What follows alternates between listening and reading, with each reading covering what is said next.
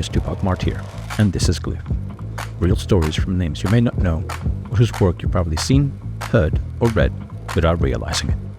We dig into how they got here, the twists, the detours, and what's driving them now. Today, I'm in conversation with Nehru. I would probably say like a fighter pilot, because like planes are really, something to do with flying planes, probably. I think, but I mean later on I wanted to be a pop star. But you are a pop star. Yeah, well, I would have been an actual pop star had it not been for like my idiot parents sending me to a military boarding school at exactly the wrong time. But I was doing great too at piano, man, and I was like getting into like electronic music and shit like that. And I would have been the next fucking Nick Rhodes. I know it, but not to be. Not to be. Would you have been like an a Bollywood pop star, or do you think you'd have been No, like massive pop star? no, like I worship Nick Rhodes. You remember Nick Rhodes from Duran Yes. Duran? So like every time he was on one of their videos with his little light pen and his Fairlight synth, and I was just like, I want to be him. That's who I want to be, and because he was just incredibly cool and he had great hair, and all that. And I so then still, what I still, I happened? still really look up to him. I still think he's one of the greats, and he's somebody who doesn't get enough attention in my view, which is a bit weird considering that he was, has a huge amount of fame and respect, and I hope money. Yeah. So then how? That's like you want to be a pop star. Okay, you want to be a fighting pilot. You want to be a pop star. At what Can you do moment do you both? go Can you be like a computers? fighter pilot and a pop star? So you want to be Tom Cruise before Tom Cruise became Top Gun, kind of thing. Yeah, exactly. So you can maybe you want to. No, I don't think I ever wanted to be an actor exactly. I definitely wanted to be a musician, and that's definitely still like something that I felt I had like aptitude for and could have done. I mean, had things gone differently, I would now be a failed pop star.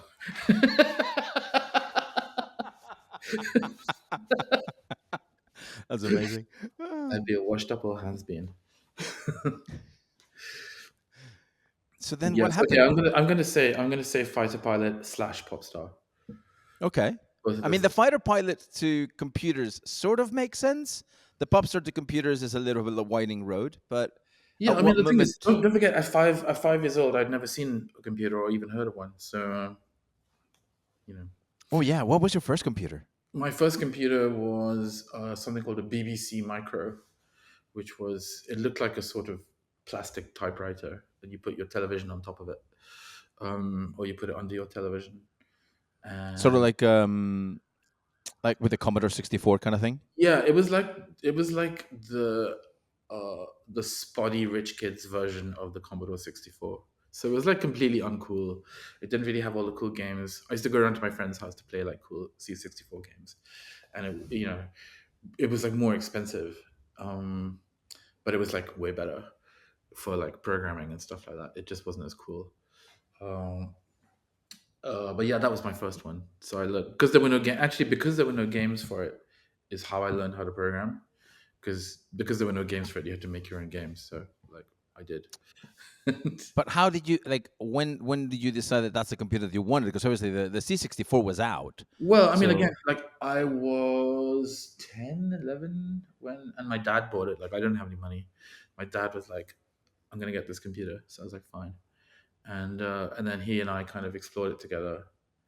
And in fact, that's how I learned about trigonometry. Like we were doing trigonometry at school in maths. We were doing like sine and cosine, and I could not understand what the point of it was. And then I wanted to draw a circle on the computer, and my dad said, "Oh, that's sine and cosine," and he showed me how to do it, and I was like, "Oh, right." So like it was like there was quite a lot of like head slaps that came out of that going, "Oh, now I understand why that is." And so I remember like I actually remember the exact moment and I realized what computer programming was. I was sitting in the back of the car and it was like you know how when you're a kid you fly your hand out the window and it goes up and down and you're like, wait, right? And I was like, oh, if the height of my hand from the window is stored in this memory address and if I want the thing to go up, I'll add something to it, and my hand will go up a bit. And if I want it to go down, I'll subtract something, and my hand will go down a bit. Oh, that's how it works. Shit. And I was like, I could do anything. This is amazing. It must have been like 10 or 11 or something. It's such a nice feeling when you can actually code something, and in your brain it makes sense, and then you put it in and you actually Yeah, make it absolutely. work. Like it's honestly, it's like the thing that I'm addicted to. It's I will put up with huge amounts of like disappointment and frustration making something. You try and make something and it breaks and it breaks and it breaks and it breaks and you don't know what's going on, and you end up down like this infinite fucking rabbit hole where you're like you don't even remember why you're doing this anymore. And then like you know exactly what I'm talking about. And in fact, I'm actually having that same thing with AI right now, where you're trying to do something, and I'm doing a discipline where I'm purposely not going to write any code or give it any answers.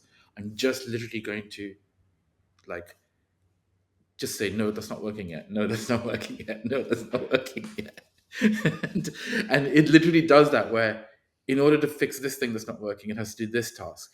So it tries to do this task and that doesn't work. And then so in order to fix that, it has to do this task. And by the time you're 3 or 4 down, it's completely forgotten what you were trying to do in the first place. So when you fix that, it's like it now goes back to doing that thing, but it's forgotten all that stuff. So it just goes to shit like instantly.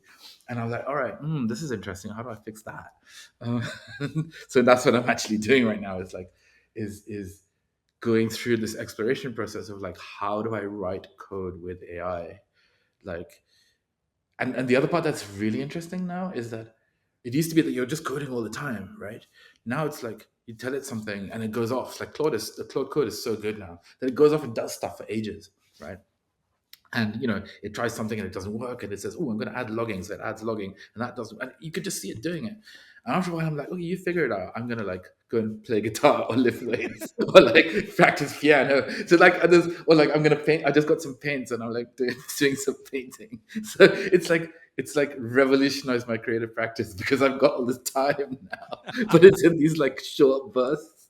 It's like I go away, like write a tune or something on the piano, and then I come back and it's like, oh, it's done and it's completely fucked up.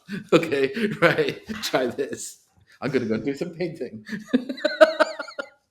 It's so funny because we were talking. I was talking with Luis not long ago, and he was talking about like the slot machine, right? When image generations and things like that, and I was like but it's also like the moment that people put a prompt and they're waiting for the image, yeah, and or their video, and they're sitting there thinking like, oh my god, like it's Christmas, right? That they're about to get something that they wanted, and then they get No, something and it's completely not what they want, and it's yeah, like the disappointment of that image that then gets deleted, right? So like we wanted to make a graveyard of all the images that no one uses because someone might actually need that kind of image. But then you can imagine all these images talking to each other like, I had hopes, I was going to make it to his storyboard, but I didn't.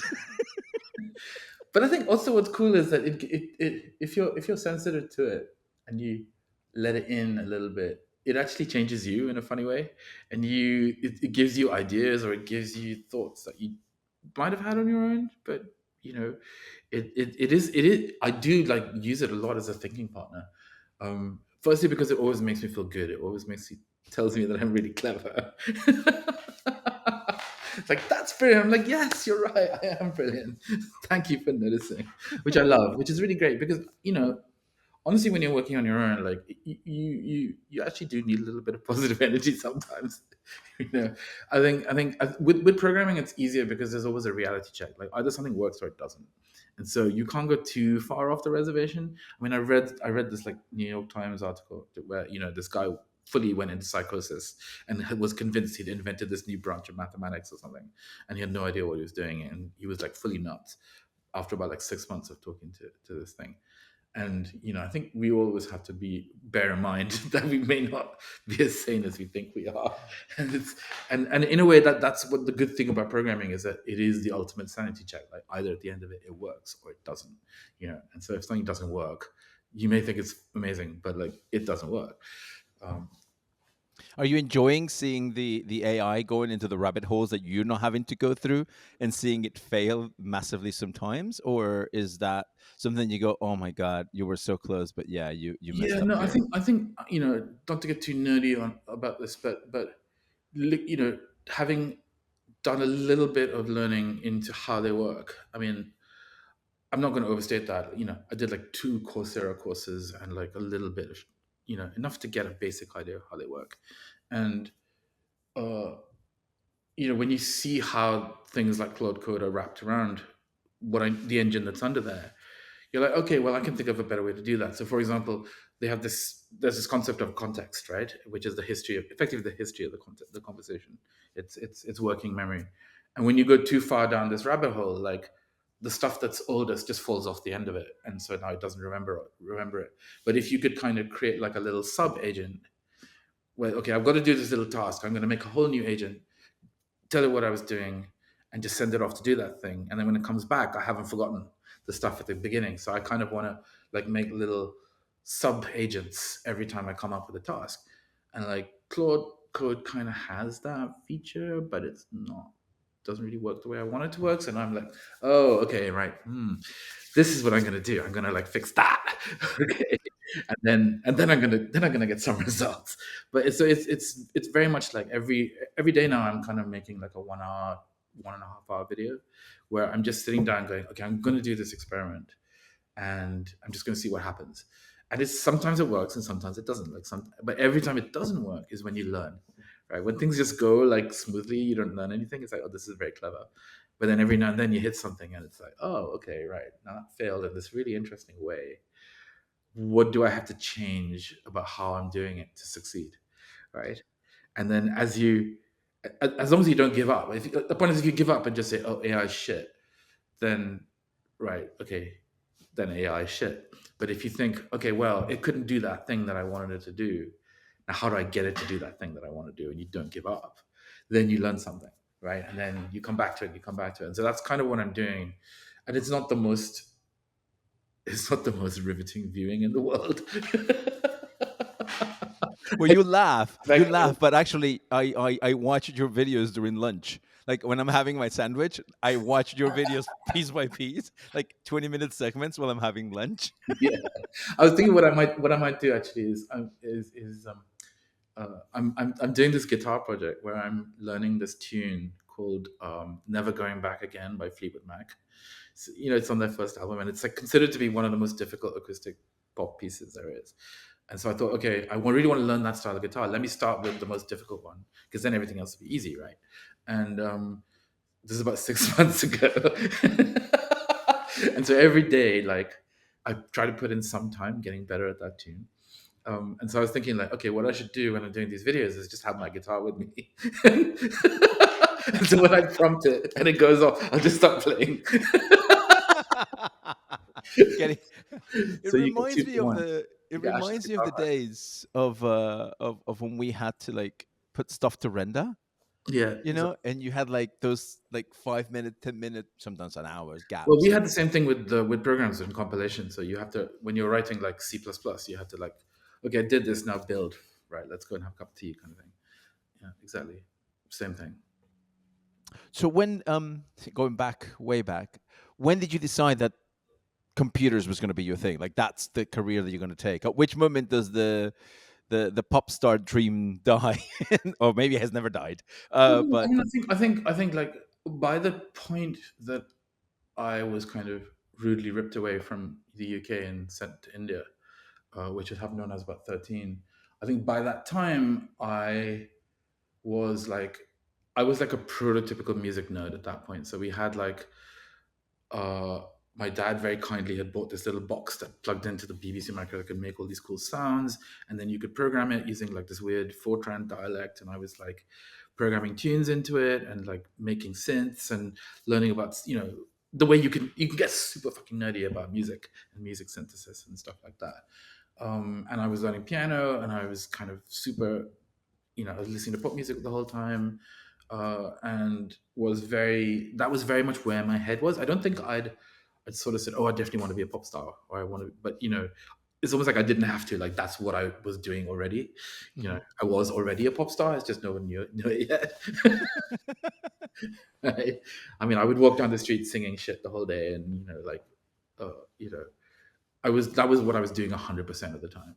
Um, and so now, would I have actually ended up doing that or not? I don't know. I mean, it's a lot of it's quite possible to be like completely into music and also not sufficiently talented or good looking or lucky or whatever to make it. And that's what happens to most people, I reckon.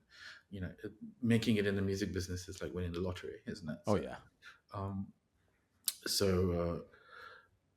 but I never really gave it a shot, so it's hard to say. I think uh, I think it's probably fair to say that I'm better at programming computers than I am at writing music. Otherwise, I'd have been writing music. Yeah, makes sense. Yeah. And so then you start making synths, and then obviously that, which I find it really clever because I was kind of doing similar things of writing my own games and encoding the things that were really interesting to me in terms of my what I would call my early robotics kinds of ideas. And then eventually, just kind of like there was a magic in code that I could see would open a lot of doors to other things that I wanted to do. Now I didn't go to school for that. I went to art school, but for you, was that kind of the thing where you went, well, I'm kind of good at this thing. Should I want to explore what else I can do with computers? Or how did you decide that that was going to be your career?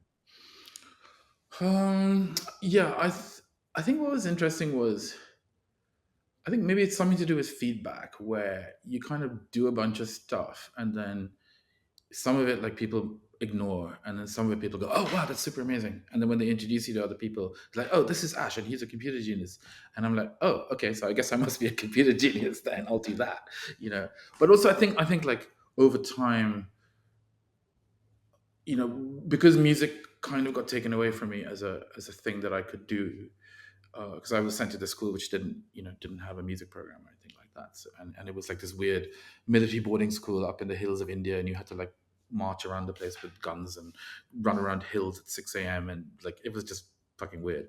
And wear like garters and knee socks and sing the school song and shit. It was like weird colonial school type thing. Uh, uh, and I hated it as well. It was not me at all. Um, and so I kind of for that time I very much was like not sociable. I didn't really have any friends there. I wasn't didn't really understand what the fuck was going on. But there was a computer and there was, so I kind of became very much like went into this bubble. And to a certain extent that was true in England as well. Because like in England when I was sort of 10, 11, 12, I was an Indian kid with a funny accent in South London. And, I wouldn't say like racist exactly, but basically I'm a fish out of water. So again, I didn't really make very many friends. So I was always kind of a bit of a loner, and the computer is amazing because it just is like your companion, right? You just do stuff, and it never sort of judges you or ignores you. It's always there, and does whatever you ask it.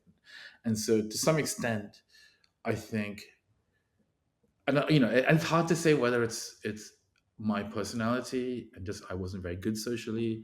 When I was younger, I was very much more. I think you'd probably say like on the spectrum today, where you just don't really know what other people are thinking or how to meet them or how to talk to them and how to get along with people, and you always end up on your own. And so you'd have one or two friends who kind of could see through that or could break through that. But most of the time you were pretty much on your own and you didn't get invited to parties and shit like that. And so it was the same at school, the same at boarding school, the same even later on. And so I think, and that's possibly where the music thing isn't quite as realistic as the computer thing, because to do music you kind of have to solve people in a way. With computers you don't, right? Um, and so I think like I got drawn into that as really the thing that got developed one way or another in my capability set. And so uh, I was freakishly good at one thing and like terrible at everything else. So like it was obvious that was the only thing I could do. So yeah, that I think that's how it went. And then it was very much other people encouraging you and saying, yeah, you're good at this and you should do this. Like, yeah, okay, I am good at this and I should do this. When you're 15, 16, you tend to listen to other people quite a bit. Did you feel that?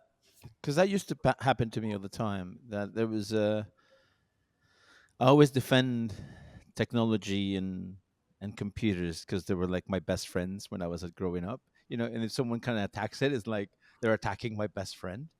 In a I think really that's very funny true. way. Yeah. And but there's an entire, like you said, not just about being alone, but also the idea that you're writing things and you're getting a feedback and you're seeing things being created, Hmm. Yeah. and how that it's such an amazing feeling. So okay, so what happens between 16 years old, I'm working on this computer, to suddenly I'm uh, I'm with massive attack? Like, how did That's a that very happen? long. That's a very long story. Um, okay, so I guess I can jump through it. So when I was 16, I went to a sixth form college in Wales, uh, and pretty much the same story in that I couldn't really interface with people very well. But I went and got like a summer job at this computer company, and they gave me a computer to use while I was there in the computer room. So I spent the entire time in the computer room with on the computer and didn't talk to anyone. And got a Do really you remember what he was? yeah, it was an Archimedes. It was like the coolest fucking machine Oh, on the oh planet. wow. And it was the company I went to work for, like, was a tiny little company called Computer Concepts up in the up and they had this big, they were in this like stately home in England. Really cool company. And the owner was just like a really nice guy, and he was like, yeah, you're cool, you can have this computer. So I was like, great. And so yeah, I was just on that computer the whole time. I got really good at like machine code, and like, I got super good at using that computer because I didn't do anything else, literally. um, and so while everybody else was off getting pissed and shagging each other and falling off cliffs or whatever the fuck it was they were doing, I was doing that basically. So yeah, I think that's probably quite a common nerd story, is that you can't really navigate relationships with other people, and you tend to get excluded because of that. And so, but you have this one thing that you do, and you're really good at it, and that makes you feel good and not useless. And so you do that, and so you get really good at it because everybody else is kind of wasting their time doing like human stuff, and you're just like burrowing into this thing. And also, it's like, because there's no teachers and there's no curriculum, it's just like whatever you want to do, it's your own passion. You ignore stuff that isn't useful to you, and you get really good at stuff that is interesting or is useful to you. There's no breaks on it, Hmm. and so most of my educational history, I guess, is doing enough to get by and not get kicked out of school, and not really getting great grades or anything. I've never like maxed out my grades or anything like that. Um, but just getting super good at this one thing. I have a couple, I mean, myself included, and I have a few people uh, that we just literally got by through all the other grades. Like my GPA when I graduated from college wasn't great. I mean, it was okay, Yeah. but if you looked at all my art, like, parts of my degree, they were amazing. Anything else that had nothing creative with, I was just like, what is the minimum amount of time that I need to spend Yes. to not get to not fail? Yeah. Yeah. Exactly. And so, as a result, like, I didn't get into the best college the first time around, all that. So anyway, yeah, to carry on with the story. So I didn't get into the college I wanted. I ended up going to the States, to the 25th best university, and not the number one best university, unfortunately, because my grades were shit. And anyway, so I went out there, and actually that was sort of where I started to open up a little bit and meet people. That was where I came out of the closet, which was a big issue, that I hadn't even realized was such a big issue. Because I think when you're in the closet, like, you can't relate to people because you're frightened that they're going to find out your secret, and so you're like, it's so you basically withdraw, because, or at least that was me. Whereas then when you come out and you like find people that are positive role models, and you get into that whole side of life, then you become a whole person, and so then that goes away, that block goes away, and then you can interact better with people. Um, so that was like a big step. And there, kind of, I did like film studies. Like, they had this liberal arts thing, so I could do like AI and film studies and get a bit more cultural education. So I learned a whole bunch of things in that first year there that kind of broadened my intellectual palette, if you like. So I think that's where, yeah, I got super into film, much more into like literature, or that sort of thing. I got a slightly more well-rounded education at that point, and then got into Cambridge because my professor there was like super into what I was doing, and he was like, "Yeah, you should go somewhere good." And he wrote me a good recommendation. Tried again, got a scholarship, got in because like I couldn't afford to pay for any of this, so it's always on scholarships. Um, and Which then tells you that, like, even the first one to go to the US with a scholarship, I mean, Yeah, that was scholarship. that's still good. You know, like, that's the thing about it is, like, maybe Yeah, your grades weren't absolutely. bad, but So at the end of the day, certain people yeah, can see no, the yeah, things that you're exactly. doing. It wasn't like I didn't get into Stanford.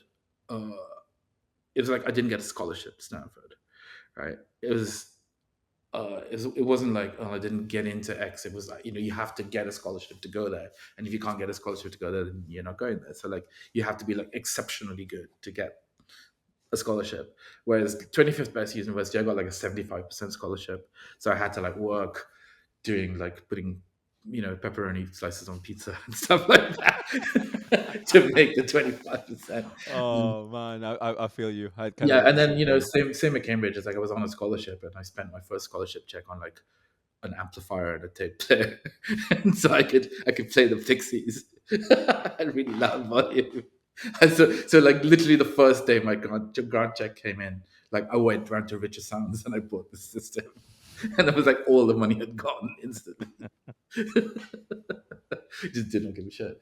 Um, and yeah, so then I had that's why I always had to have like side jobs while at college, and so again like didn't necessarily like max out my grades or anything because I was just like getting into you know working for companies and hooky most of the time and just getting by, right. Mhm. um, uh, but then, oh yeah, how do we get to Massive Attack? That's Well, no, it's just, I mean, yeah, this is super interesting because obviously, like I what I always find amazing is like you know, the fact that you went to study in Cambridge. You know, like the fact of all the knowledge that you get out of it, and like you said, maybe the other parts of your grades weren't important, but it's all these other new things that are coming your way. yeah, exactly.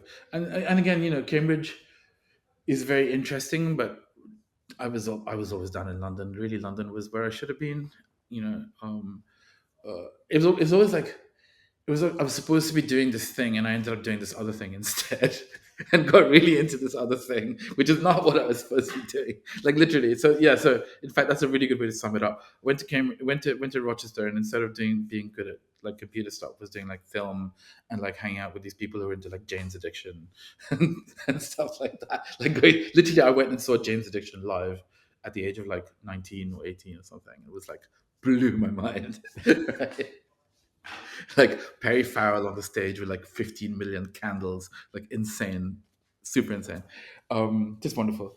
Um, and then in Cambridge, it was like, oh, went down to London, discovered like what they used to call jungle, LTJ Bookham, and used to go down to London and go to jungle raves or whatever they were called, and uh, and then discovered the dreaded MDMA, which actually was like probably, and then met my future husband while I was down in London. So all that stuff happened, um, and discovering raves and clubs and music and drugs and all those things that you get into when you're 20, 21.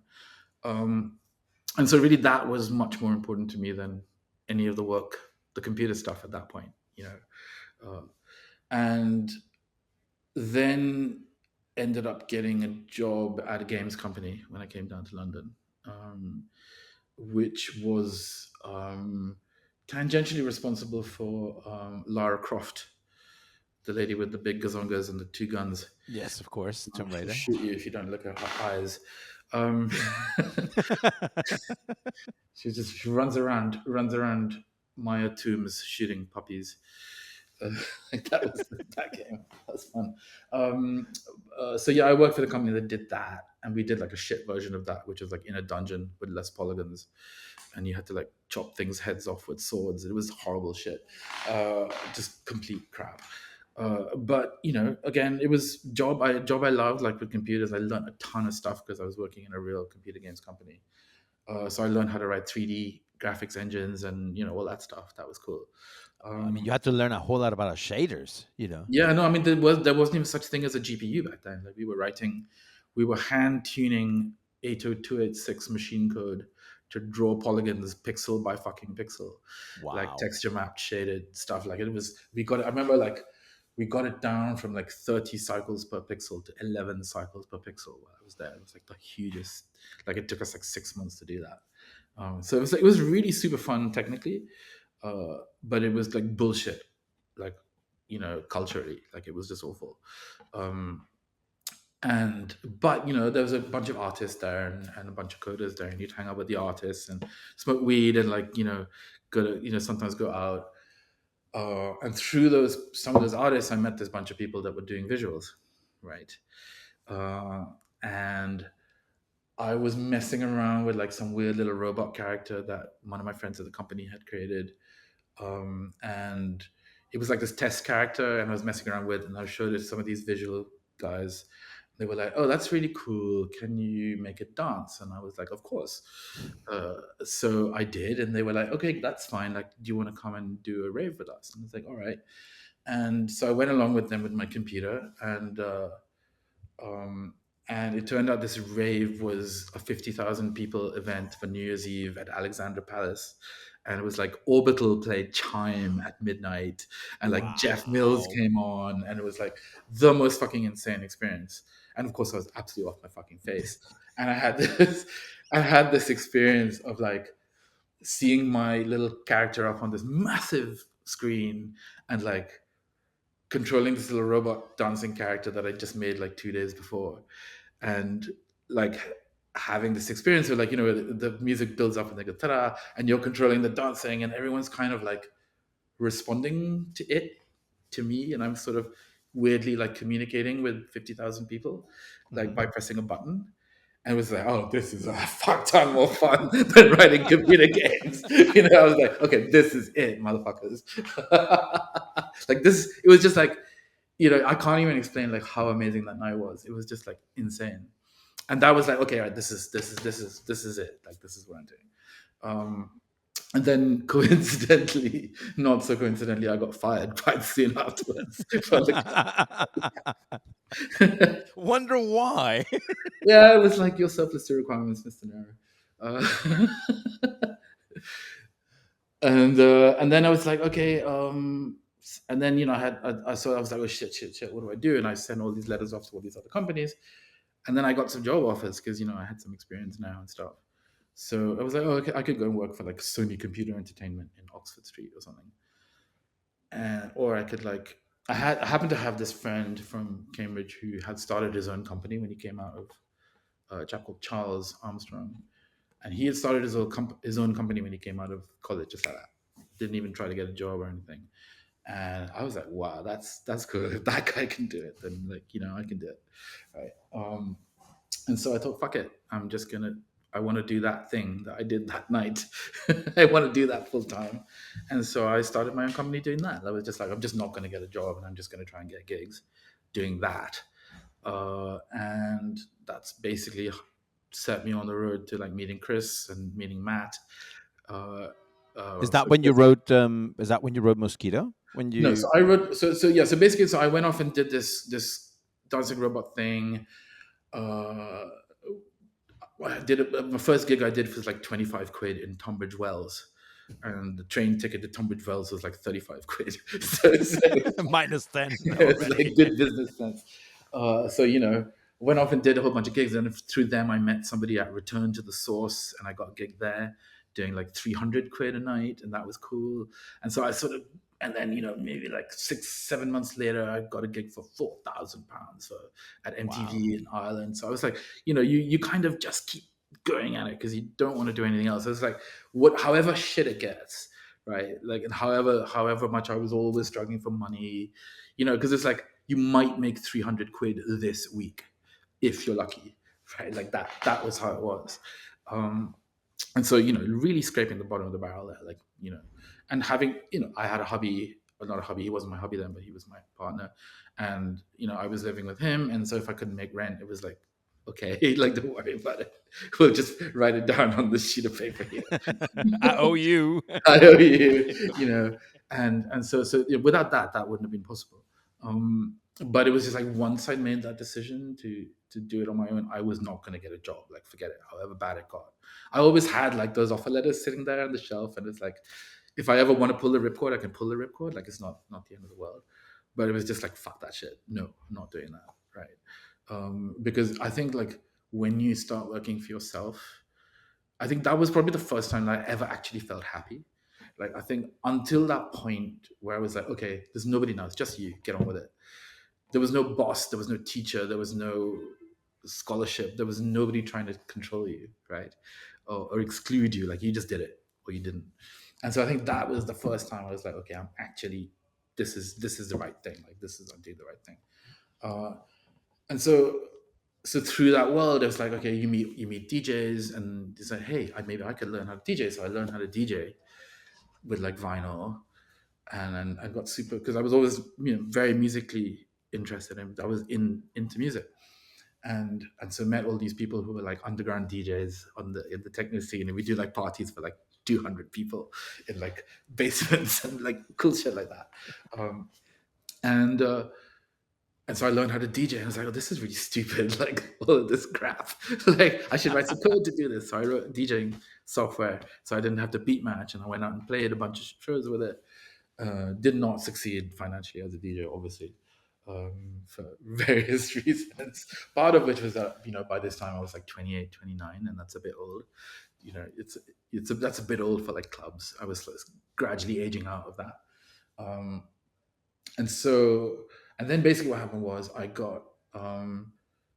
met this person in a club in Dalston, like a 300 quid side trance rave or something, and he was like, hey, do you want 60 grand to license this to me to make an installation in Hong Kong for like a billionaire airport lounge thing? I was like, okay. I was kind of done with it anyway. I was like, I want to be a DJ and do like some other shit. So I was like, yeah, sure. So I sold out and went and made this installation in Hong Kong for 60 grand, had an awesome time for like 1 month's work. And then basically had like, you know, 2-3 years worth of money in my bank account. So I was like, I didn't have to do this gigs anymore. Like, fuck that shit. I'm going to like get into DJing and write DJ software. And so for 2 years, I sort of got stoned every day, coded all night, wrote all this cool stuff. And I was making like a PlayStation control robot DJing game thing. That's what it ended up turning into. And then somebody came along and said, "Oh, that's really cool. You should show that to Rockstar Games. They'd make a game out of it." So then I got an agent and like went and they did a deal with Rockstar Games. And then that deal fell through, and they were like, "No, we're going to do guitar stuff instead. We don't think DJing is really how we want to do. We don't want to do a DJing game. It's not cool enough." And then it was like, oh shit, I've got to pay tax. I didn't know about tax. You know that Like, little thing. I owe them like 15 grand or 20 grand, and I only got like 10 grand left in the bank. Shit. And so around the time all that sort of happened, I was like, fuck, I'm gonna have to get a job or something, which sucks. Chris and Matt came along and said, hey, we just got Massive Attack, and we've sort of bitten off a bit more than we can chew. We think like they'd sold this concept where like the show is going to be different every day. It's going to have like all the local news and local, all this local real time stuff. And they'd sold the concept saying they could do it, and then they tried to do it in like Director or something and like failed. So they came to me going like, okay, we're fucked. Like we're really stuck. We need you to come and work on the show. And I was like, fine, okay, I'm not doing anything else. This project has kind of crashed and burned a bit. So I went off and spent 3 months in a room with them, and the rest is history, I guess. That's it's weird, isn't it? How life just takes you. You're like, oh, I'm going this way. No, not this. And then something that you don't expected just suddenly gives you a shitload of money, and you're just like, okay, I'm just gonna spank it in a different way. But I mean, it's interesting to think of like what the straight path would have been. Like the straight path would have been for me to go and get a job with a company like Arm. Like, you Mm. know, if I had like my full nerd head on and I was not thinking about anything cultural, that would have been my path. I'd come out of Cambridge. Arm was based in Cambridge. I would just literally walked up the road, knocked on the door, and given them you know, given them my CV as it was up to that point, and would have got a shitty job at the base of it and worked my way up. And you know, God knows what I'd be doing now. I'd probably still be there because you know, that was the stuff that I was super into, was like, you know, CPU instruction sets and like machine code and like all that deep stuff. Um, but absolutely got my head turned by, you know, By drugs and music drugs and and music. raves. Yeah, it makes sense. And so I ended up just going completely 90 degrees from where that was. And Uh, how was that first Massive Attack show? it was, I mean, what really blows my mind is that we didn't fucking record any of it. Like we didn't, like literally we put up like a little VHS camera thing and like shot the show and then like digitized it, and like that footage is gone. Like nobody knows it. And it was like 640 by 480, like grainy shitty video, you know? Because like you don't really know what something is when you're in it. You No. don't really realize what it is when you're in it. Like we would just, our whole thing was just like, this is our big fucking break. Like we had all spent far too long being dragged across the bottom of the ocean bed, right? Like literally doing whatever we could to survive. And we were like, this is like, even when we were at our most successful in the VJ business, you don't make very much money. Like you really Mm. don't. And especially in those days. I think now maybe that's changing, but in the club scene back then, like there was no money, right? You had to be one of the top 10 big DJs to make any kind of living at all doing it. And whereas this was like, okay, this is a whole new world doing shows, and we're getting well paid. It's a big band. You get to travel. You get to go all these cool places. You meet all these cool people. It was like, this is our big break. Like, let's not fuck it up. And not only let's not fuck it up, but like once we got in the room together, the three of us, like there was genuinely magic. Just the way that we came together, the three different personalities. So you know, when I was working on my own, uh, I'd be like, you know, like a guy with a paintbrush in front of a canvas. I was going, stare at the thing, and like, you know, maybe an hour later I'd make like one stroke on the canvas and then come back and look at it and go, you know, maybe make another one. Whereas in this one, you're like, you got 3 months to make a whole show, like get on with it, like fast, bang, bang, bang, bang, bang. And so the productivity level was insane compared to what I was working on my own. I would literally say like 10 to 100x, right? Because you're in Wow. that situation where you know, you have literally jumped out of a window with a needle and thread and some cloth, and you had to sew yourself a parachute before you hit the ground. Like it's action stations. And so we were working like 9 a.m. to 5 a.m. most days, 7 days a week, just like sleeping in the office, like eating biscuits from the fridge. Like I remember like the one particular one that was like, it was like 4 in the morning and there were some biscuits and a half a pear and some Philadelphia in the fridge. So we like made dinner with that. That was dinner. We just like, you know, not even like going out to find a takeaway. It was like we had too much to do.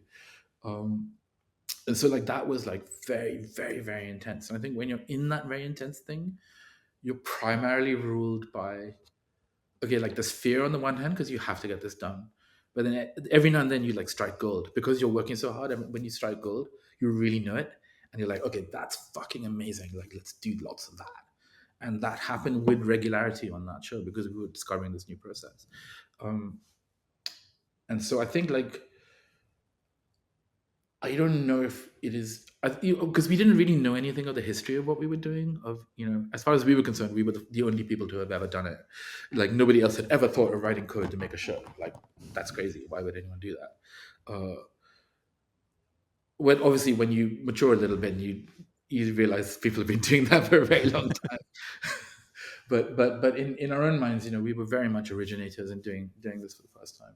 And certainly when the show was presented, it was, at least in that context, people were saying, "Yeah, this is new. This feels new in some way." Uh, and I think the record shows that it was in some way a little bit.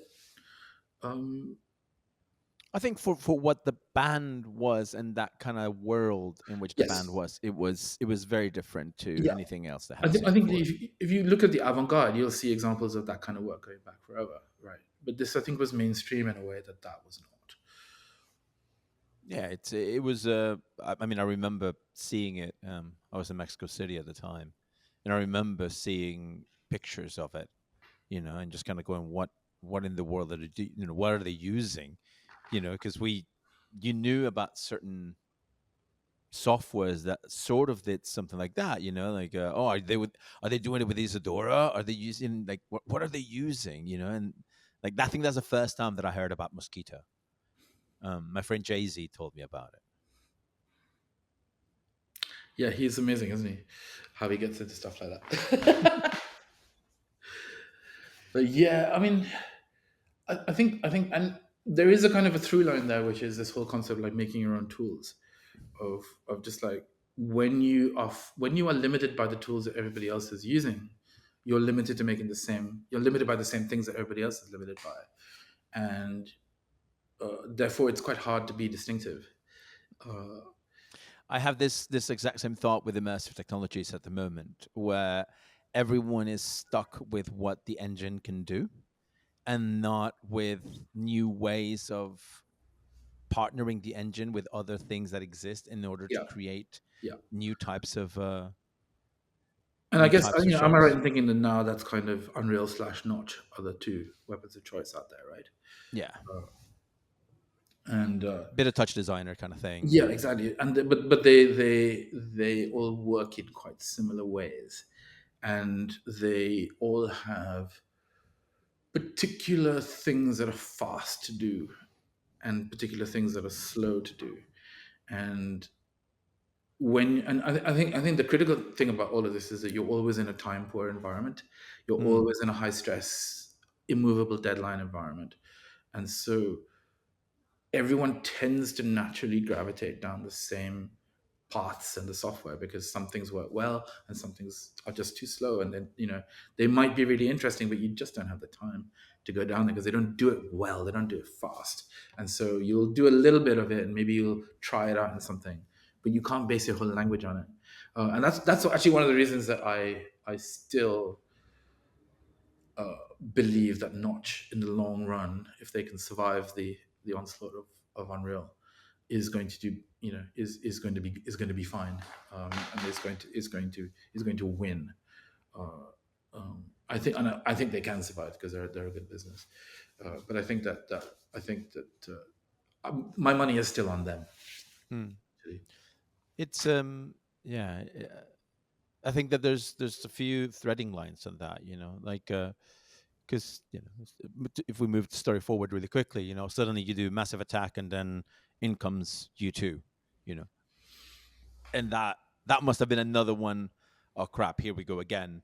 Let's build a whole lot of other things and a whole lot of other tools. Yeah, yeah. I mean, and the YouTube story is also, I think, is a story that I tell quite a lot, uh, because I think it also shows up how, if you do the job you think you're supposed to do, right, you are limited.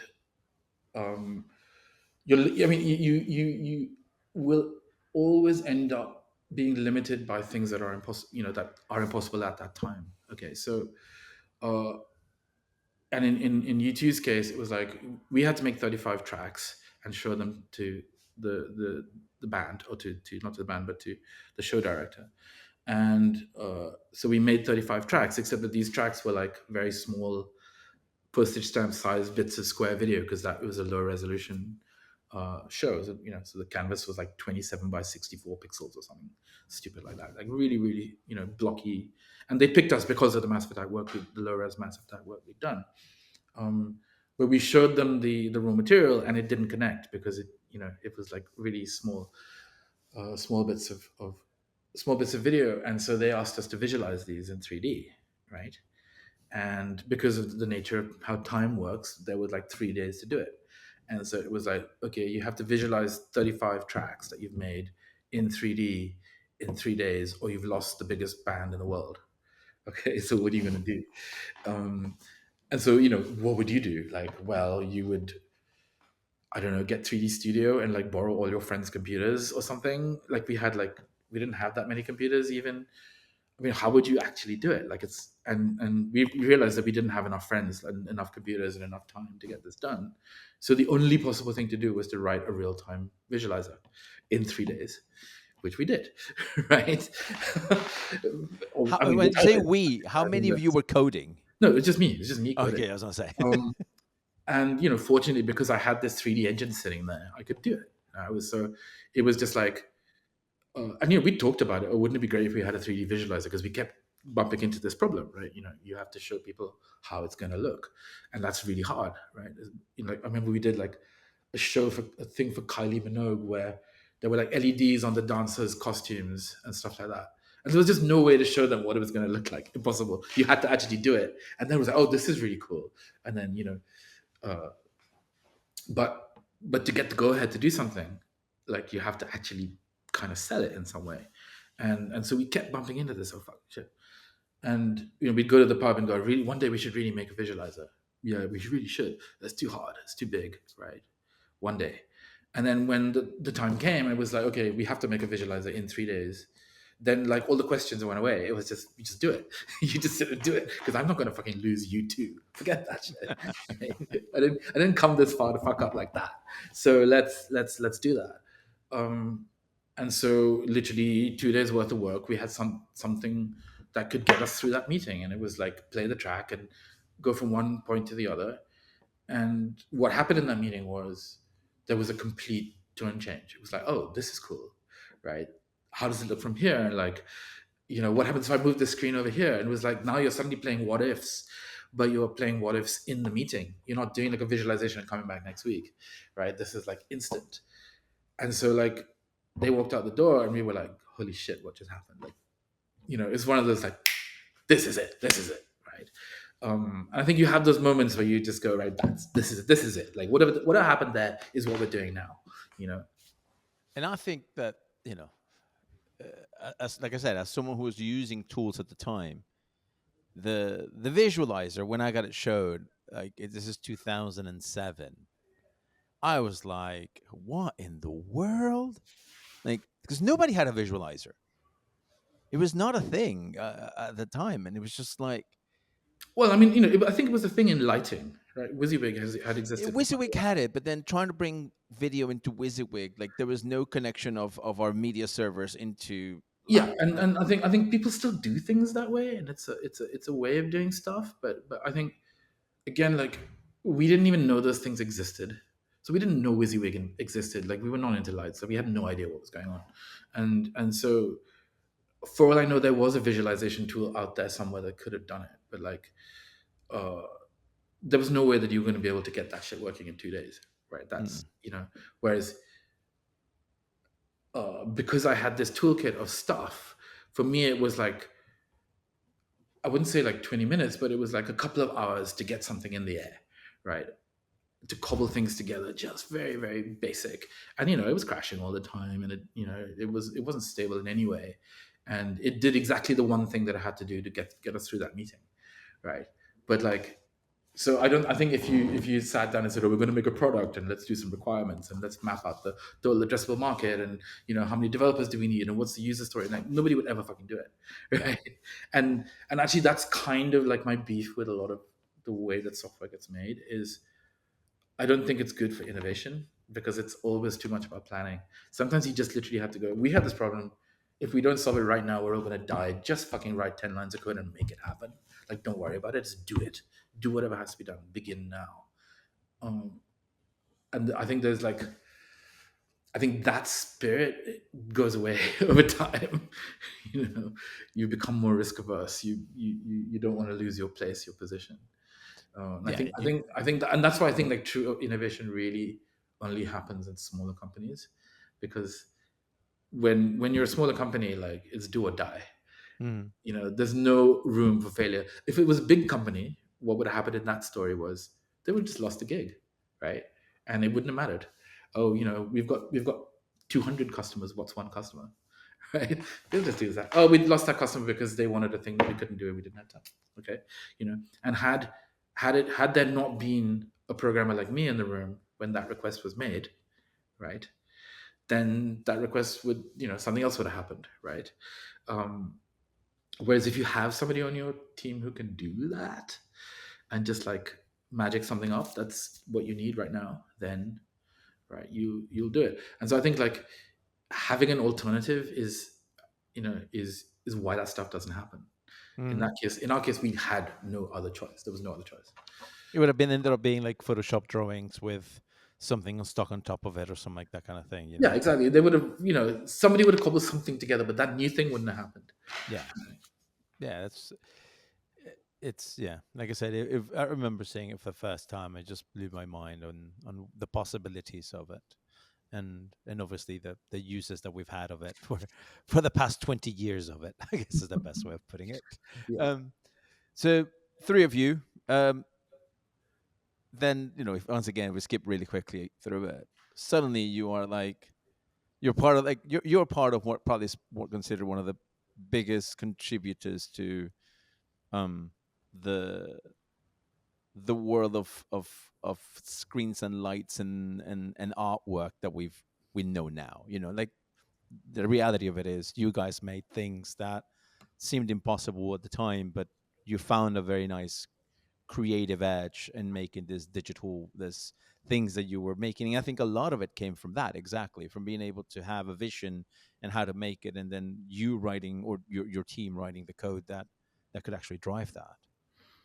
Yeah, I think there was a little golden age period there. Uh, I mean, the U2 experience was, I mean, simultaneously amazing and terrible in that I think, I mean, this new system was born out of it. I mean, we had the success of the system being on the show and everything that came through that. But creatively, it was a failure. Like we got kicked off that show, and the show that went out was not our work. Like it was, they got other people in to make it.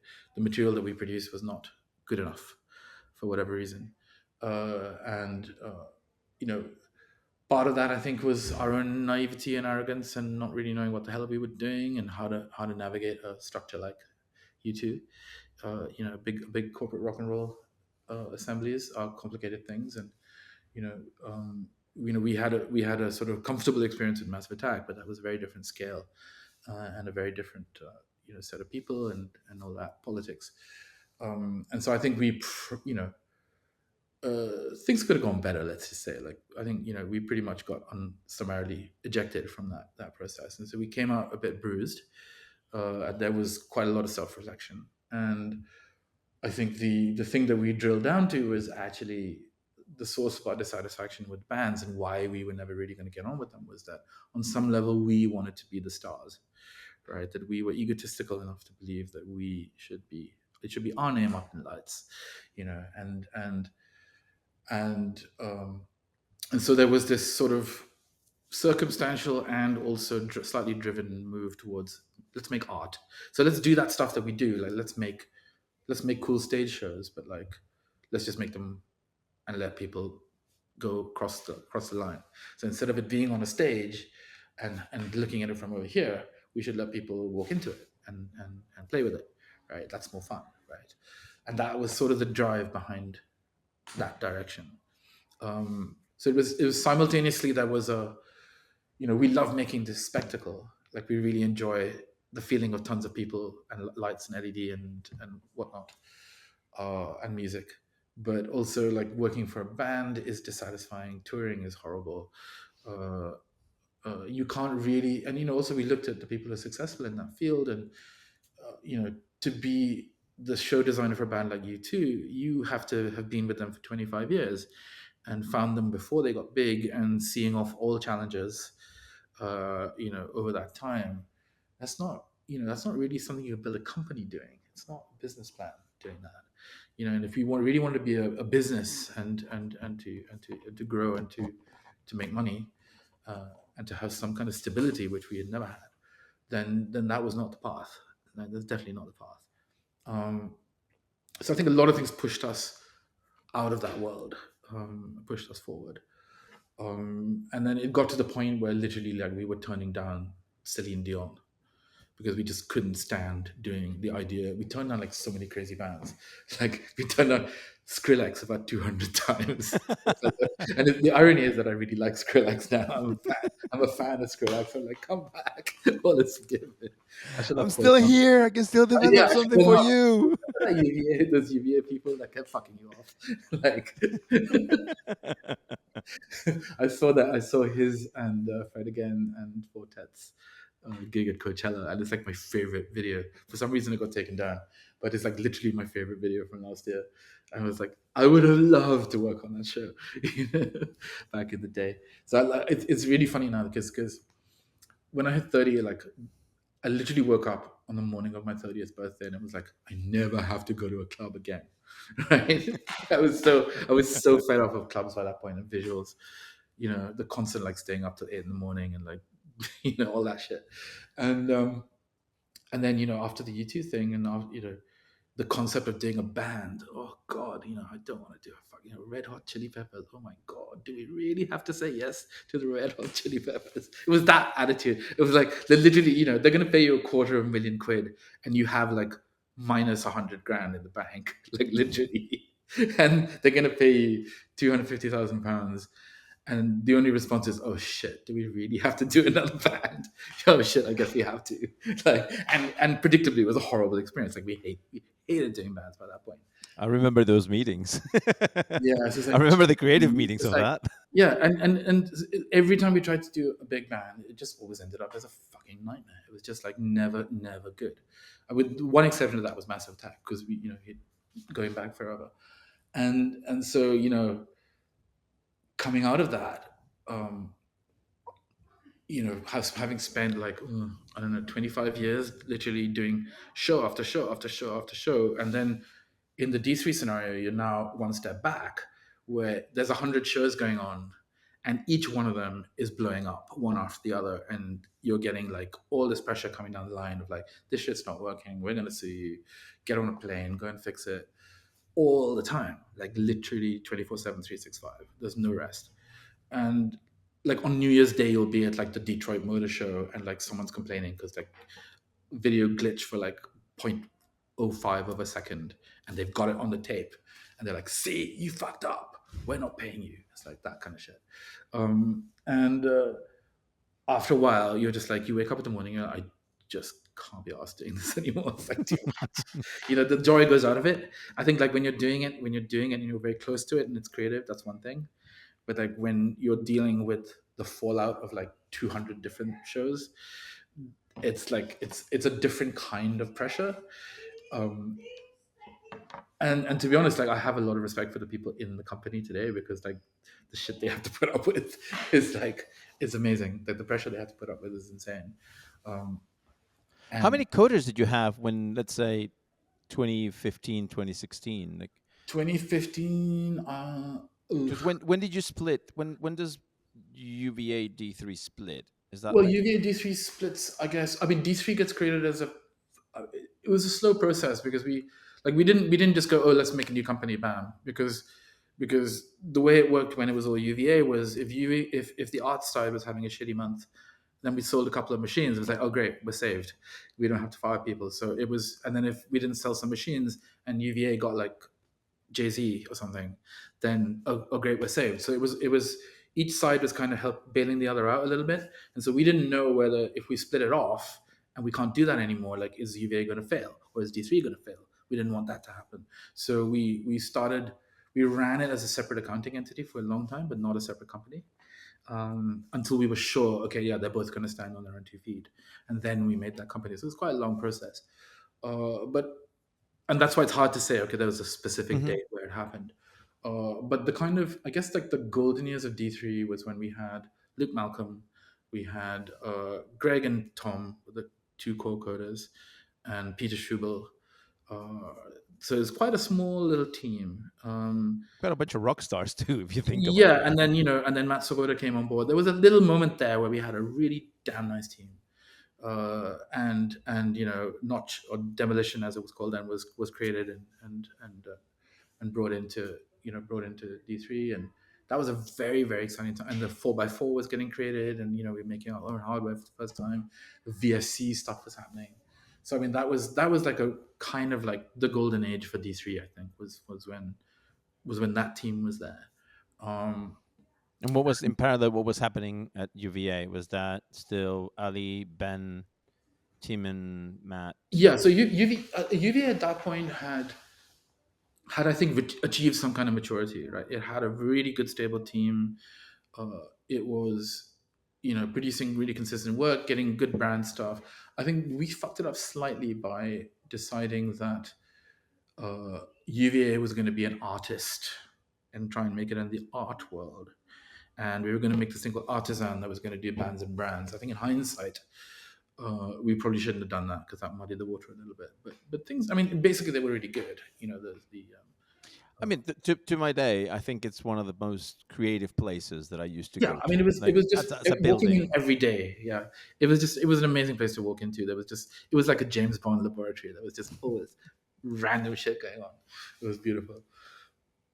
Yeah, it was. I think the the part of going and like spending time on the first floor, and then going down to the basement, and then going up to the fourth floor, and it was such a varied element of the conversations to have. And yeah, I think it's I always say that when looking back into it, it was probably one of the most creative places I've ever walked into Yeah, yeah, in and terms of the I, people and what was happening inside of it. yeah, I agree. There was definitely a golden period. I would say up till about 2015, 2014. So I would say like the 5 years from like 2010 to 2015 were probably like the golden period. And then shit happened. Shit happens, life happens, and Stuff things happened, get and moved. yes, And such is life, I guess. Is such that is life. eh, what because then obviously then there's because I remember very well being told many times, right? You can't bring D3 into as your media server because UVA are going to have to work on it, and like there was a lot of that kind of thing. And I remember that when the split when eventually D3 became its own company, it was like now I was allowed to put D3 on my jobs. Like now there was no competition, even though there was nothing. Like it was exactly the same building. No, it's funny, and the thing is, I've heard that so many times, and I actually know where it comes from. But the funny thing is that never happened once. So never once did it happen where D3 went on a show and UVA got pulled into the show. The opposite was what was so UVA would get hired to do something, and UVA would be like, "We want to use D3," and they'd be like, "No, you have to use Catalyst," right? Yes, I know And so we would then UVA would like fight them to get D3 on the show, right? Because UVA couldn't really deliver UVA unless they had the tools, right? And that was always a pain in the ass. So like with Red Hot Chili Peppers, that was a pain in the ass. We were like, you want us to do UVA thing, then we have to control we have to do it on D3, and and also like we have to be the only people doing the show because we're not going to work with your team. Because every time we try to work with the existing team, they would be like, "Who the fuck are these assholes?" Right? And it was always like, right. And so, in the case of the Red Hot Chili Peppers, we were told, "Yes, you can do the whole show by yourselves." And we thought, "Really?" And then we showed up, and of course, it was the same shit. it's the same Um, shit that we've yeah, seen and, many, and many no times. blame to any of the people involved. I mean, I think I'd probably react the same way, but it was just uncomfortable. And so not only are you having like a creative fight with those people, you're also having a technical fight with those people, and that is not the recipe for like a good show. Mm-mm. You do your best, but it ends up being like much harder than it needed to be, and not as good as it could have been. Yeah, it becomes a compromise rather than a creative freedom Yeah, to and generate it's something. also not fun because it's tense. Everyone's jockeying for position, and there isn't that feeling of camaraderie that you need to make it really work well. And it's just not fun. And you come out of it, and you nobody's happy at the end of it. Like you're not happy, they're not happy. I mean, you got some money out of it, but to be honest, like that's the only good thing about it. Yeah, the politics. I always say that the bigger the band, the politics of everyone involved becomes so much bigger Yeah. that you would like to have it in many But I'm many also occasions. philosophical in that it's inevitable, and I think you deal with it because you have to deal with it. You don't necessarily enjoy dealing with it, but you have to deal with it. It's just life, so you might as well just buckle up and stop Yeah, them. just do it. I mean, God Just knows do it.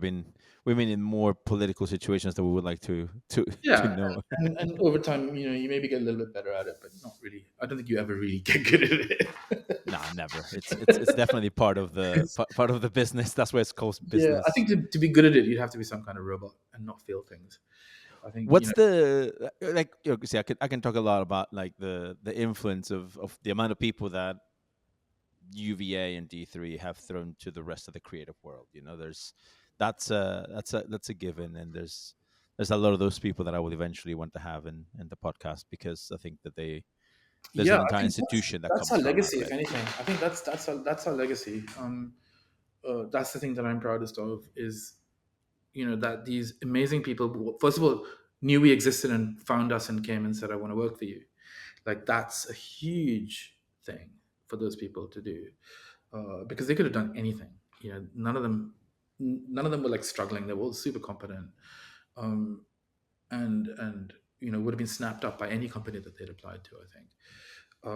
And for them to say, "Okay, we're going to come and hang out with you guys," was like, "Oh, okay, right." And yeah, for them to move on and to all be very illustrious in their careers afterwards, and you know, is I think the thing that I'm happiest about. Definitely, I'm not sure Is I can there take a credit for it, is but there a moment where, because I'm sure it had happened, where someone like just showed you, oh look, we did this with this job with your program, and you had absolutely not a clue that it was actually happening? yeah, I mean, and to me, it is still amazing when people say they did a show with D3 and it worked. I'm like, really? Like every single time I sit down with the software and use it, right? Given that I wrote it, every single time that I sit down and use it, I'm like, this is terrible. This is awful software. Like the workflow is shitty. It's completely inconsistent. Like the rendering is terrible. It's slow and jerky. Like it just doesn't fucking work. I need to fix it. Like every single time I sit down with them, I was like, oh fuck, this is so bad. I really needed to fix that thing 2 years ago. Why didn't I fix it? And so I don't really know. It's like Tell you what, one of my favorite things was, especially when there was like the gatherings of, like we would go to like the pub in front of the office, and there will always be like 10 to 15 people, and everyone's like, oh, what version are you in? Oh, I'm in 13.7.5295. And it's like, what does yours do? Well, mine does this. Like, where are you in? I'm like, I'm 13.9 point this point that. What does yours do? Well, mine does this thing. And it was like, Ash, I want his stuff and my stuff. and funnily enough, like that whole thing is what led to the work I'm doing now. Interestingly, and why I wanted to get out of it was the particular stresses of doing live shows where you are going in to save somebody from certain death and you've got 20 seconds to do it, and so you make a last minute last ditch fix, and in so doing you actually accidentally invent something new, right? And like the visualizer is a perfect example of that, but many many many things in the software happened because somebody called up at midnight, an hour before the show, going, right, I'm fucked. I need your help, and so you help them, and now you've got this like bit of code. Like, what do you do with it? And we would then put that into a feature flag thing. Well, what was it? Options.ini, right? So we make an option for it, and if that option's in the ini file, then that code is enabled. Otherwise, it's not, right? And because you can't throw it away because it's worked, like you did it was value. I'm not just going to delete it, but I can't ship it either because it literally only worked for that one thing. I can't tell anyone about it, right? So I leave it in the software and put an option thing about it. Maybe I'll tell somebody about it. But maybe, like, one time out of 10 I'll even bother to tell someone that I did it. Okay, so it's in the code if anyone looks, right? And then a month later somebody else will call up at midnight going, oh fuck this, and I'm like, I remember that option thing I did. It's in your build, right? I don't have to do anything.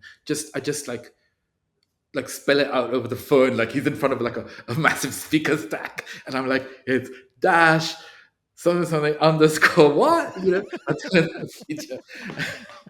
And then he'll type it wrong. He's like, it's not doing anything. All right, well, email me your options.ini file. And he spelled it wrong, so I correct it, email it back, right, whatever. And he's like, yes, it worked. Thanks a lot. See you later. And then like after the show, he'll call back and he'll go, okay, so that thing that you made for me is really good. I have an idea, right? It was really good, except it just needed this one little tweak. Okay. So I'll be like, fine, I'll make that little tweak for you. And I'll make another little option flag, right? That kind of like piggybacks off the first one, right? And I'll put and now only that guy knows about those two ones, right? Nobody else knows about it. But now it's gone into the product, right? And it's out there. And so when you run that way of working, right, and you run it a lot, what happens is that the ones that are strong, the good ideas, you tend to rediscover them again and again, and they tend to get stronger, right?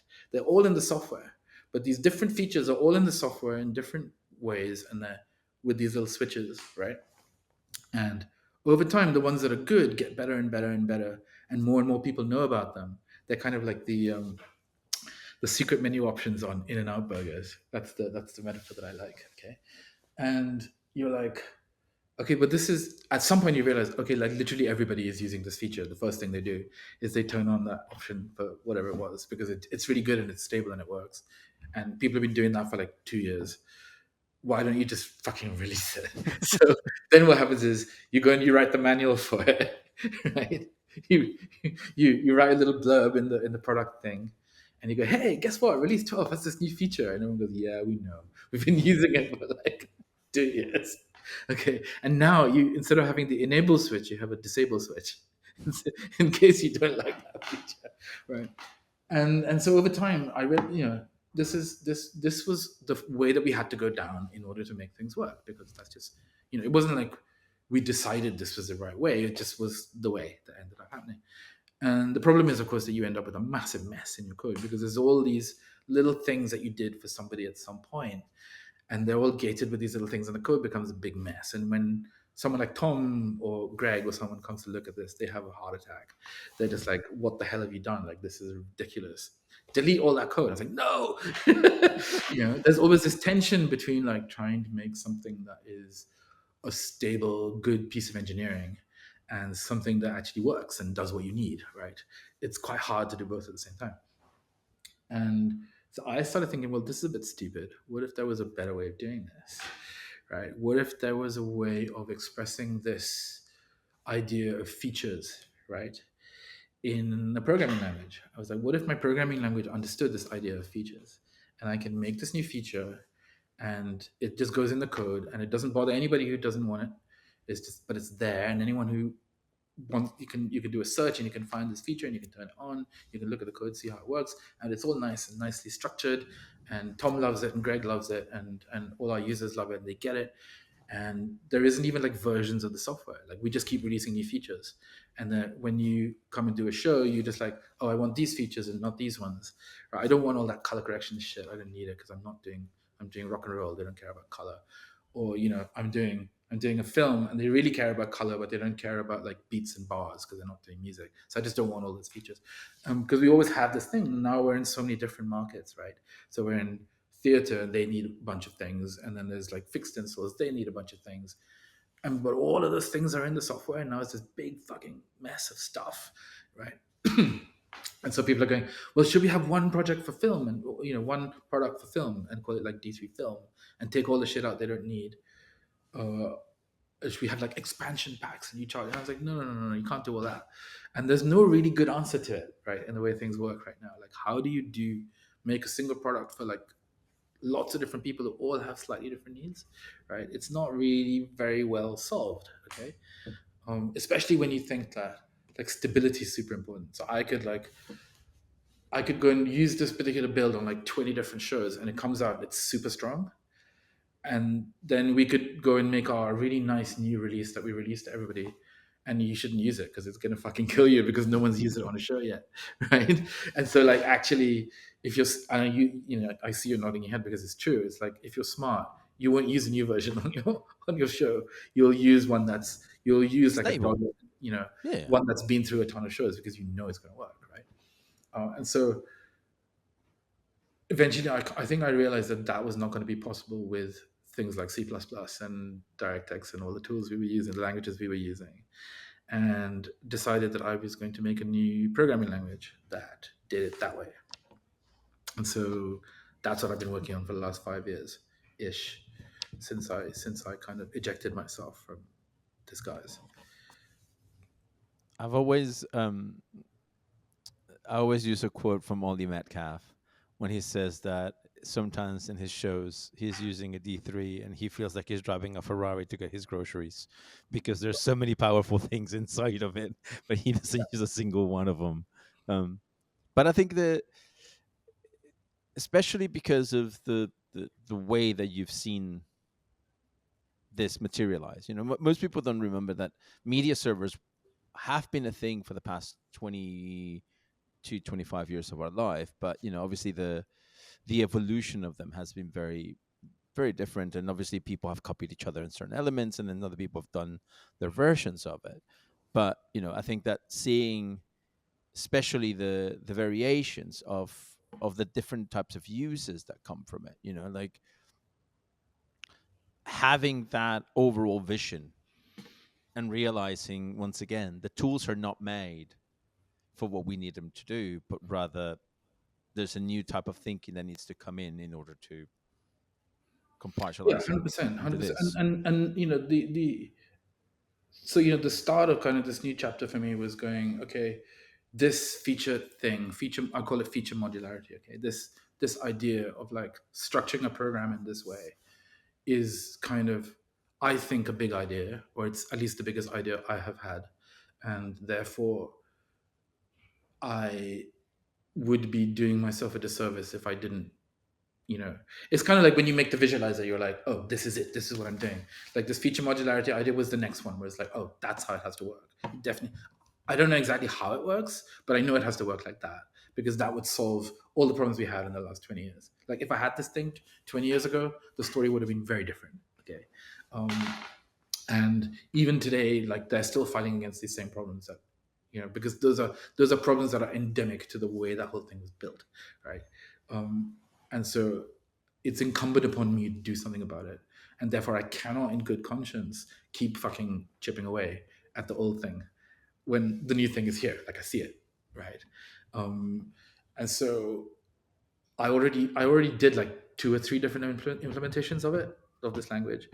Um, and I think what the kind of the kind of the train that hit the truck was AI coming along and sort of going, oh, actually, why the hell do you want to make another fucking programming language for someone to learn, when the promise of AI is actually that you can write code without having to know how to code, right?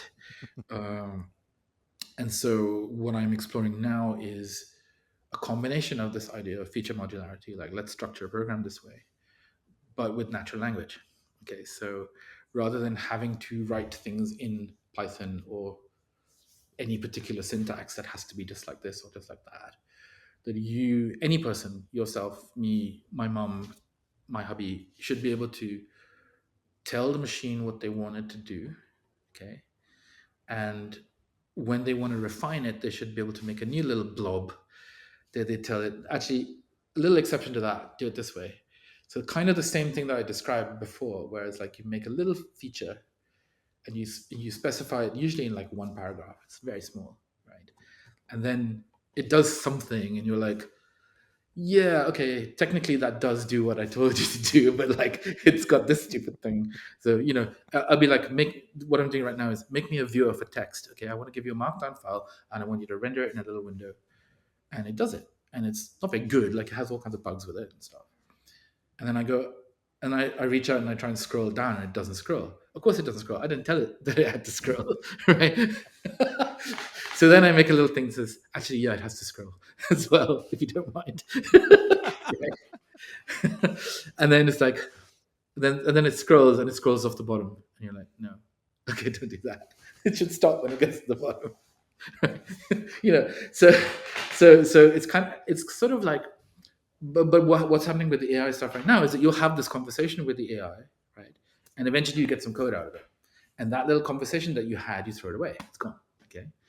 And what I guess I'm trying to figure out now is, instead of doing it that way, why don't you do it with these little paragraphs of text and keep those paragraphs of text in a little tree, okay? So that once you've got this running application, like you could delete the application and another AI could come along and look at that little tree that you made and build the same thing, okay? Uh, and kind of go through that same, effectively go through that same conversation. That's super cool. Do you So, think that you see elements of, oh, I need to combine that with that? I mean, I'm gonna give you, for me, the best example is um, early 2018, mhm. walking into now what is, the defunct World Stage warehouse. You know, Oh yeah, oh, you're talking about the NAB show. yes. Yes, that was definitely one of the most fun things I ever did. We ever did. I mean, we discussed it previously, before me arriving, but then seeing it there was just like, okay, this combines a whole lot of other things that I knew a lot about, tracking cameras and things like that. But then to suddenly see it live and to see what it did, and did you realize that it was going to have that big of an impact? Um. Well, again, I think I don't think it was. I'm not even sure I really even know that it had an impact. I think it was part of a thing that was happening anyway, and there were tons of people making demos like that. I remember, like, uh, I mean, that was sort of what gave us the courage to proceed. Was that we knew that there was kind of a wave of that going on, and the tech was getting better. And we'd been trying to do that in one way or another for years and years and years. Like, we kept doing these experiments. I remember doing that with, like, projectors and stuff back in 2004, 2005. We were doing that stuff. And if you remember, who did it? Memo and Co did it for that Sony thing. Do you remember? They did that projection Yes. mapping, point of view stuff. I think it was like a Sony ad or something, um, which was, everyone was just blown away by. It was like, yeah, that's the thing. They did the thing that we were trying to do. And I think, like, and if in fact, I think, like, MLF took the reins a little bit from us. Of, like, we're really going to push the tech thing, and they were doing stuff like that, where we had kind of settled a little bit into, okay, we're going to deliver as LED stuff, you know. And I think they really took the bull by the horns on the tech stuff. So I think by the time that we did the NAB demo, I don't think it was new to us, but I think maybe it was the first time those elements had been put together in that context, on that stage. I think that the Um, combination of having Notch and Unreal, and like, not just being a a single single engine, yeah. engine kind of That thing, was but new, definitely. That was definitely new. I think that was fantastic.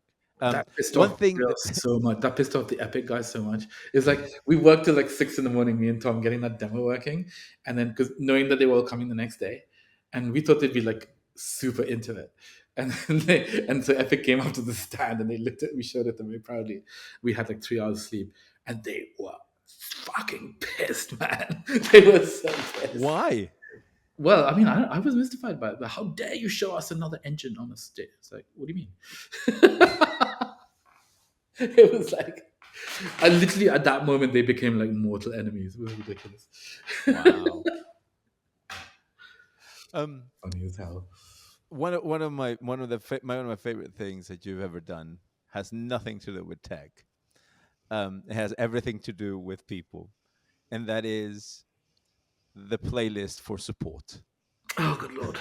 I think at this point you're gonna have to pull it up. It's a joke that's only funny if you ever worked in support. It is, but it's amazing. Like, the combination of songs on all those things. It was just like, because I remember just like how many there was. Like, the playlist ended up having like 200 songs or something like that. I know it's good. Me and Sarah Cox were basically in the pub after some incident that had happened, and we were talking about, like, how, it was like there was a junior support person, some poor chap or girl, I can't remember who it was now, who had basically broken down in tears because somebody who I won't name, actually I can't remember who it was mean to them on the phone, and basically was, just call them, was just nasty to them on the phone. And I was sitting with this person and Sarah and explaining to them that, when you're in the build up to a show, it's like very stressful, and you're not your best self, and so you tend to lash out and say things you don't necessarily mean. And then once the show's finished, everyone hugs and kisses and makes up and goes off and does massive industrial quantities of cocaine. but um, but you when you've been in showbiz for a little while, you get a bit of a thick skin, and those things bounce off you. And but it really isn't good, and we should discourage people from being nasty to our support staff, because our support staff are, they have to be looked after. And so I said, well, what we should do is we should put them on hold when they're mean to us and play the music that makes them go mad. And that's where it started. If you're mean to our staff on the phone, we'll put you on hold, and you will never get off hold. You will just be listening to this forever. So it became the On Hold Forever playlist. Thanks again to Ash for the conversation. If you'd like to dive deeper, head to our Substack, Glyph Podcast, for show notes, links, and extras. You can also follow us on Instagram and TikTok at Glyph Podcasts. If you'd like to see a video of this conversation, head over to our YouTube channel. My name is Tupac Martyr. See you next time.